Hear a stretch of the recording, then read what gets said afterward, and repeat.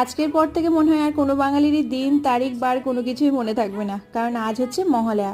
আর আমার মনে হয় বছরে এই একটা মাত্র দিন যেই দিন আমরা সকালবেলা ঘুম থেকে ওঠার জন্য এক্সাইটেড হয়ে থাকি, আর এর পরের 10টা দিন যেন কোনো কিছু না বোঝার আগে শেষ হয়ে যায়। যেহেতু প্রত্যেক বছর আমি আর বোন একসাথে মহালয়া দেখি, তাই অপেক্ষা করছি ও কখন উঠবে, একসাথে তখন মহালয়া দেখবো। স্নান করে ব্রেকফাস্ট নিয়ে বসে গেছি আমি আরও মহালয়া দেখতে। ইতিমধ্যে চলে এলো আমার পার্সেল। তোমরা তো জানো জামা কাপড়ের থেকে কসমেটিক্সের উপর আমার বেশি টান, বলতে পারো এগুলোই আমার পুজোর শপিং। সন্ধ্যাবেলা ভাবলাম সবাই মিলে একটু মামাবাড়ি থেকে ঘুরে আসি। আর মামাবাড়ি মানে তো জানোই, পুজোর সময় নতুন জামা কাপড় দেখা, গল্প গুজব, খাওয়া দাওয়া, পুজো ঘোরার টাকা সবকিছু নিয়ে ফিরছি এখন বাড়ি। সবকিছু মিলিয়ে আজকের দিনটা আমার ভীষণ ভালো কেটেছে। এর একটা ফুল ভিডিও খুব শীঘ্রই তোমাদের সাথে শেয়ার করব।